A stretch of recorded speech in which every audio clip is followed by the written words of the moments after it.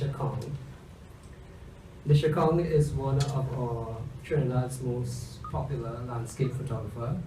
She is well published, and she has been exhibited internationally through various mediums. And if I may read a little bit of Nisha's journey throughout her photography career, which she has so generously provided me with here. So bear with me a little bit as I read this. Nisha's journey as an artist has taken her through many phases in life, through writing stories and poetry, through art, drawing and painting, and since 2006, more seriously through the eye of her lens. Her work has featured twice at Miami Art Week, Art Basel 2014 and 2015 respectively, and as part of an exhibition held at the Louvre Museum, Paris, by the Exposure Awards 2015. She also has a work featured in 2 Exposure Awards photography books 2014 and 2015 publications that honor landscape photography and photographers throughout the world. She loves creating, and if her primary mantra is never stop learning. Nisha is also a published children's storybook author, believe it or not. Her book is available on Amazon.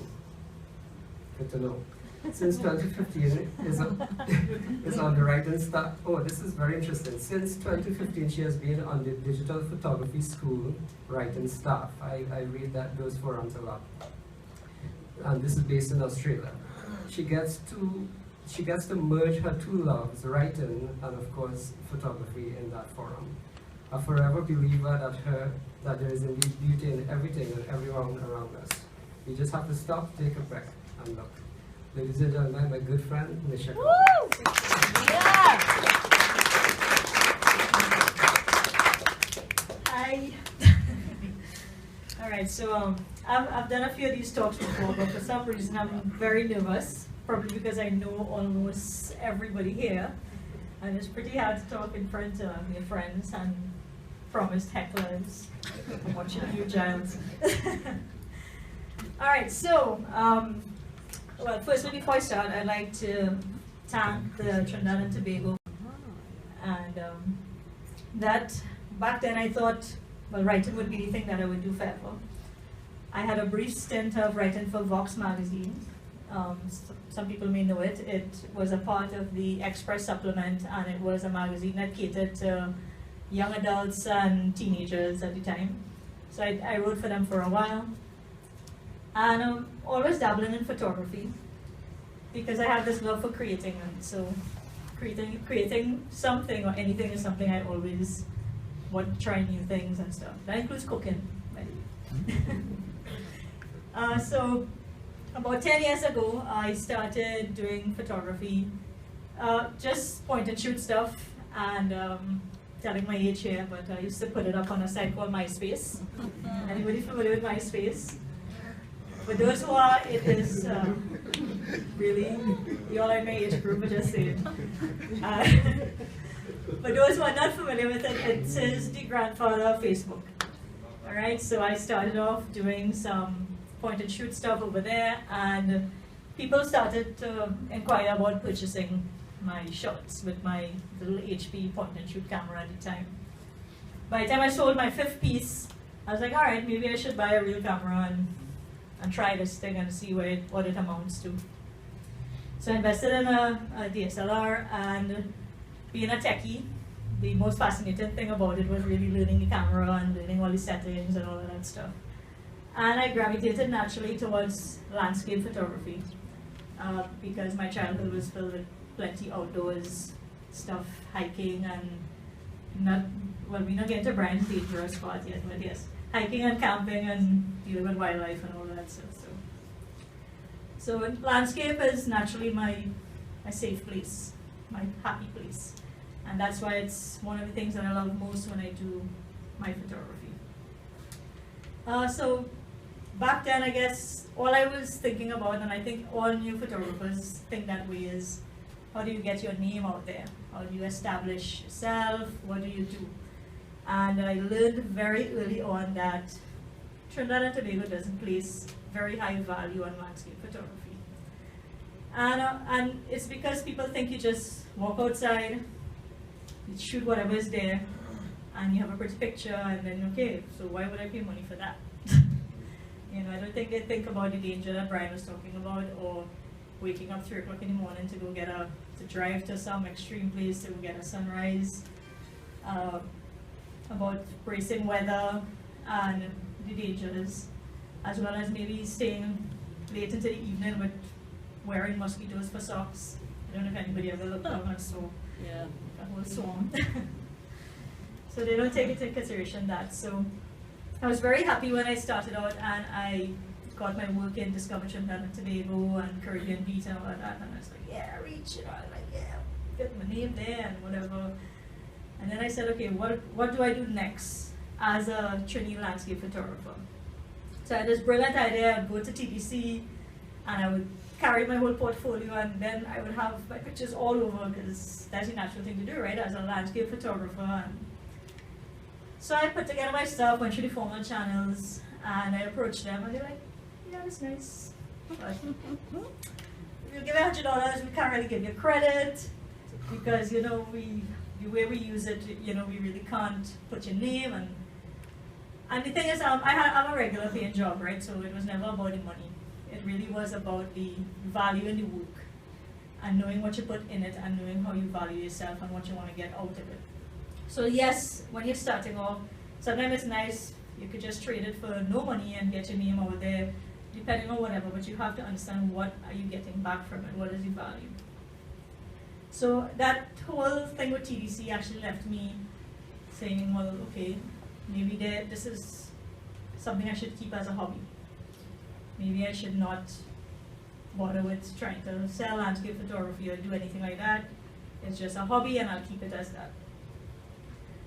And then fast forward a little bit to 2009. I went on a cruise, Royal Caribbean, great ship. And one morning, like 4:30 in the morning, I ventured out, can't sleep, you know, as restless landscape people. And I walked across the ship, and there's no people at that hour. And I just took pictures of the inside of the ship and whatever and stuff, and posted it up. And a lot of people were saying, oh, this looks like Royal Caribbean High, yeah, you know, this looks like a brochure stuff and whatever. And I was like, maybe I should send it to them and see what they say. Because this to me, that's my spirit. My spirit is just try, you don't ever kill anybody, just try it and see. So I sent it to Royal Caribbean, and I got this nice long email, which of course my heart sank when I read the first few lines, that said, thank you for sending your pictures, but we already have our ship photographers and whatever and stuff, and yeah, whatever. But, you know, we really like your stuff, so we can't offer you much. We'll probably just give you like 3,000 US for one. And then I went like, I think I'll do okay. So, two things that I got from that. One, I was never selling another picture for 150 TT with no credit again. And the second and more important thing was that I think my eyes opened in a sense that I said, okay, you know what? With the internet, as Shakespeare said, the world is your oyster. You don't have to limit yourself to one place and whatever, and you go where people value your work. And I think that is something that we don't remember. We don't remember that we have this whole big resource at our fingertips, you know. Even the fact that I've exhibited at Art Basel and all of that stuff is really competing, entering competitions. See, TTPS is a good place to start. Entering competitions and stuff, and for every competition I've won, I probably lost or failed at 50 of them. You just have to keep trying. And trying means also looking at what won, seeing what you could have done better, see what they said about it, and saying, okay, you know, did I do that? What can I do? How can I improve? And you just try it the next time around. As I totally lost my train of thought there, so. All right, so. Yes, as Brian alluded to, I exhibited at Art Basel in 2014 and 15. And again, something I'd like to share from you from my 2015 exhibit. So I have been trying to exhibit at Art Basel since 2011. Again, I tried 3 or 4 times before they finally chose me in 2014, and it's also always a learning experience. Not always learning by comments, it's also going to the exhibition, seeing what got chosen, and seeing what, okay, is my work along this line, where am I in this scale of things. So I was invited to exhibit at Art Basel for Scope Art Museum on South Beach in 2015. And they sent me this whole package with invitations to other art shows, as well as like the bands and stuff for your artists. So I go to my first show, downtown Miami. Well, it's in Wynwood actually. And I'm lining up by this line, it looks like Thanksgiving. So I'm at the end of this line looking like I'm waiting for a big screen TV because it's huge. And I have on my band and whatever and stuff. And if you've ever been to Art Week, you'll see that they have all of these like coordinators around in their black, just coordinating events, and they have on their earpiece and they're just walking around. And so one of such persons came and they said, "Can I see your hand?" And showed them my band. And they're like, "You're an artist?" And I was like, "Yes." So they're like, no, artists don't line up. Come, skip the line. And so I just skipped the whole line. About 10 people wanted to beat me, but it's all right. And they took me through a special artist entrance, and got champagne and whatever and stuff. And Trinidad and Tobago Photographic Society, this is what you need to do. So basically, it's just to show that the way they treat artists and value artists is different, and I'm glad that people are trying to bring that back. Because one of the things that people think is like, okay, starving artists, stigma follows us everywhere, right? That, okay, you do whatever you can to survive, but art is actually work. Is money invested in your learning and your craft and your time and all of that stuff. Is a lot of stuff. And that's why I always, like what Brian read, is like my motto is never stop learning. So besides landscape photography, I do other types of photography. I don't like it, but I do it just because to know that I could. And I can't call myself a photographer if I only specialize in one thing. I have to try different things. I have to understand light in different scenarios and all of that. So my challenge is always now learning new things. My current challenge, and I was discussing this with some of my friends, is trying to understand street photography. And they were explaining it to me recently, and I kind of wrapped my head around it and told all the different cutting off limbs and all of this stuff. So like the way I learn is kind of old school. It's like, cut off this and whatever. So I'm still challenging myself to learn new things. So I think Brian will probably go through some of my photos, and we can. I don't know if anybody wants to ask any questions about anything. Skip that. All right, so I took this, the location is there, so everything is there, so if you all have any questions, just ask. We'll just go through a few of them. I didn't do much. The first half is Trinidad. Where is this in Trinidad? What field? What field? One of the things I like, I actually put this image on. It's a pretty old image. And the reason why I put this is this place is no longer here. This place no longer exists as this. All these jetties have been broken down. There's now concrete all here, and they're going to build a ferry thing. So, and as photographers, you all know that is one of the best things, the archival quality of what we do. Right? Any guesses? Maracas. All right, it was up there. All right. Right, it was just a different take on maracas because we all see it one way all the time. So, you all can ask anything you want to. You have a preferred time of day to shoot? Well, all the books say golden hour, which is sunrise and sunset, but as you all know, we live on the equator, so we don't have a golden hour. We have a golden 5 minutes. So you go, you wait, and then you shoot, and then the sun falls out of the sky and you say bye. When you're away, and I've experienced this a lot in North America, you could stay for the whole hour, and the whole thing looks the same for an hour, and you could drink a have coffee and you can wait. Not this, not in Trinidad. In Trinidad, sun falls out of the sky. So. Alright, this picture actually had to desaturate because it was so brilliant that day. So, one of the way I would shoot this is even though it's so bright, and I would still shoot it in daylight white balance to get the golden look even more golden.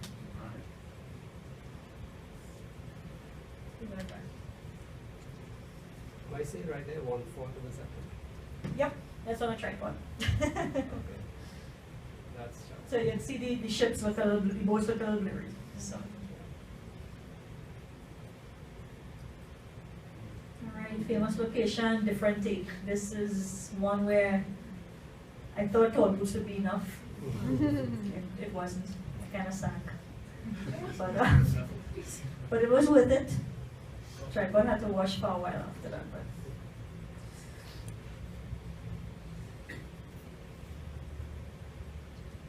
Alright, famous location. Somebody asked me if I was climbing a tree here. It was really just a bench to climb, not a tree. Is this from your police station side? This is from the bar on the hill. Yeah, lots could happen when you stop to guess that.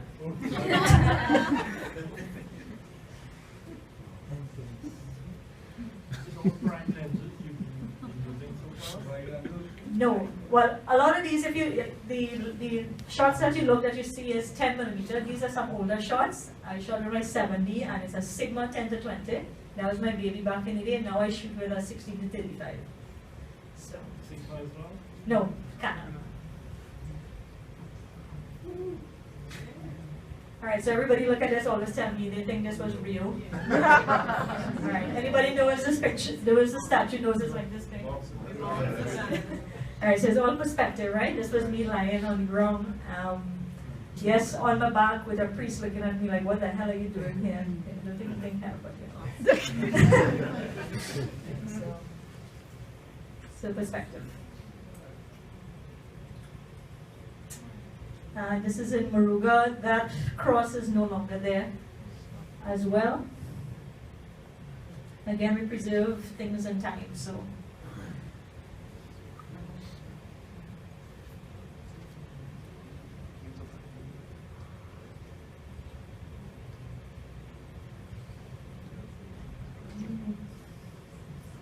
So I like dead trees. They don't talk back. Like, you know, like with Liz's bridezilla and stuff, you know, it's like. Is that his son to what on the right? Yes, it is. What software do you use? Sorry? Software. Photoshop only. I've never taught myself Lightroom, so I wish I did, but I don't know it. But I do most of my processing in Camera Raw. And well, the older shots would have more processing on it, but as I get better, I try to use less processing if I don't have to, maybe just for a little color adjustment and stuff. Not purist yet, but. All right. Yep. Forget that S there, boy. Yes, sure. Is this one exposure or is it a blend of? This one is a bracketed shot. Oh, I didn't put that here, but this one is 3 shots. I shoot a lot of my landscape bracketed. A lot of times I try not to make it look too HDR-ish, but I try to get the all the tones, the dynamic range. Nisha, Yeah? can you just say, because we have a mix of people here, can you just say what you mean by bracketed? Okay, cool. What So, you mean by HDR? sure, no problem. So a bracketed shot is where you take the same scene at whatever exposure you want it, one step over, one step under, and then you blend it. And what that does is when you take the brightest shot, it'll expose to the darker areas and vice versa. So it'll open your shadows and it will darken your highlights where you have blown out and whatever and stuff. And when you blend it, you now get an even exposure. This was on a tripod, right? Always. Which I left in Tobago last week and had to go back. Thanks to Sarita. They make it sound like I live it there. Yeah. I like it. right, so.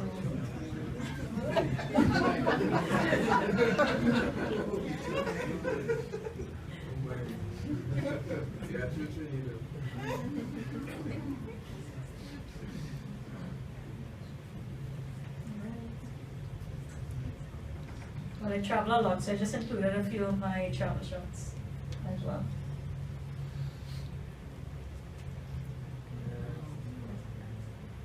Alright, this is by a cabin I stayed in 2 months ago. This was right behind the cabin. So, fortunately, trees formed a canopy where I could have I didn't have to use a ND filter or anything for it. So Nish, as Christine was saying, we Yeah. have a wide spectrum of methods. Oh, sorry. So if you could describe why not use an ND filter, or why use it? And I noticed you use a half a second exposure. Yes. So tell us, why would you want to use a All right, half so second? basically you use a slow shutter speed to get that silky water effect. Right. Normally during the day you would not be able to use a half-second shutter speed because it would be too bright and everything would be blown out. What I was saying is that the canopy that here provided enough darkness so that I could be able to get away with doing it half a second. If I didn't have that, I would use something called an ND filter, which is a filter that would screw into your lens and cut down your stops by half a stop. It depends on the filter you So have. it's A full basically a stop. tint for your lens. Like a shade. Yes. Yeah. Yeah, you can screw down your lens, or you can get the ones that you slide in. It's like a square. Best I can describe.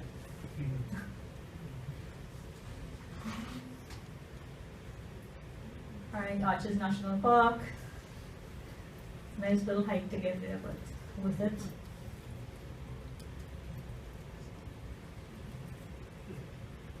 Was this bracketed as well? No, this one is bracketed. The B by 3 on the end, that's what the brackets and 3 shots. There you Yeah. Okay, so any shot you see with the sun, I'm shooting into the sun, 100% chance it's bracketed. Right? Or unless it's a silhouette. So, or unless I light painted or something, which I wouldn't do anything.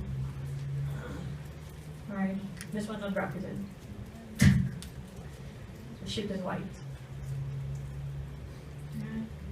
Is it a black and white shot, or is it? No, it's actually a color shot. Wow. But it was just after a snowstorm, so it was the morning after, and when everything was covered. So then 2 little leaves given over here that is still covered. I've never really shot in snow before, Peter. What are your experiences with the cold and the lenses? My biggest challenge still to date has been getting gloves good enough to hold my camera. Kazim will probably tell me, or you, that I have been always changing gloves. Stacey, who's also here, who also shoots in the cold a lot, shared with me recently that she uses like glove liners, and then she uses the mittens that come over your hand. So maybe when I go to Iceland, see how As far I'll as take the that advice. technicalities are concerned. I don't know. I've had different experiences shooting in snow. It depends on what you want to get. When you shoot in the mountains, it's a little bit different. If you have fog, it's a little bit different. Faster shutter speeds work. One thing the only advice I'd probably give is use a white balance that would make your white stuff whiter. As opposed to, you don't want daylight in this one, you don't want yellowish snow and all of that stuff. When you shoot in snow, right? Mm-hmm. Without bracketing, how do you properly expose your snow and your sky at the same time the snow is over? I try to find something in the middle. So I would probably expose for, what would I expose for the tree? The water, if I expose for the water, it'll get too bright. Yes. Because that is a dark spot. So if it exposes for the water, everything will be blown out. What about condensation on the lens? Right, so I've had that, of course. I'm not practicing the thing with you cover your lens, you cover your camera before you go in, you put it in your bag and then go inside and then wait a while before you take it out. But if not, you have to take it out and just let it dry for a bit, which of course puts you at a disadvantage. What would the heat on your car? Correct. Or if you put your lens in the back seat and you don't put it near to the heated. it's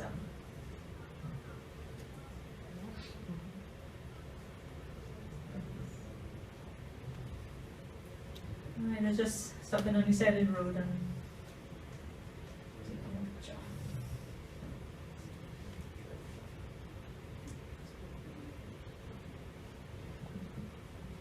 Alright, I like these kind of weird shots.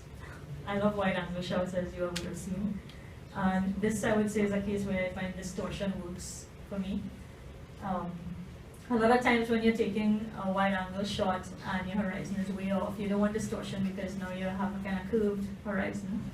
So what I would suggest, if I really want to get a whole scene and I don't want that distortion, instead of shooting wide like 16, if I use a 16-35 lens, I'll probably shoot at 17, or I'll probably take a panoramic shot. Go all the way up and take a panoramic shot so I don't get the horizon tilted. But something like this, distortion itself would work. And distortion is that like when you have that little curve on both ends. Are you gonna try here also? No, no. This is there's a railing right where I'm standing, and I'm just resting it on a railing. A lot of times the subway they give you some grief if you open up your tripod. So.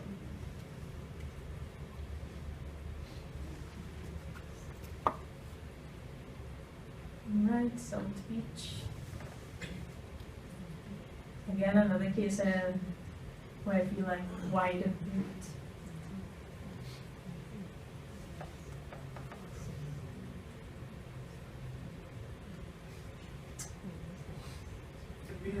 Sorry, could you go back that and just check it on the specs? Sure. Rebel, check it on the Yeah, Rebel exercise. These are old shots. There's a small. Yep. That was actually my first camera. So this was probably like 2007 or so. So I'm not familiar with 10 millimeter on a crop. Is it efficient? Is it No, the 10 on a crop is equivalent to the 16 on a full. okay? So.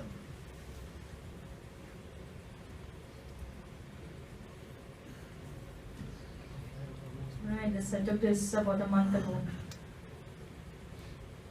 I don't normally like people in my shots. I was going to ask about the picture you last one. Yeah, I don't really, nothing against anybody, I just don't like people. I like,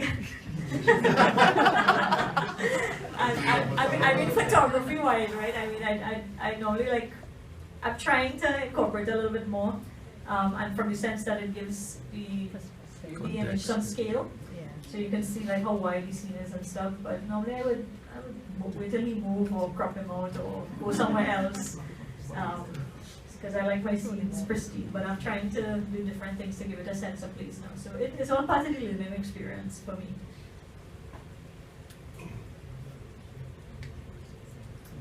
Right, and this is my photo that was exhibited at Art Basel as well as in the Louvre in Paris.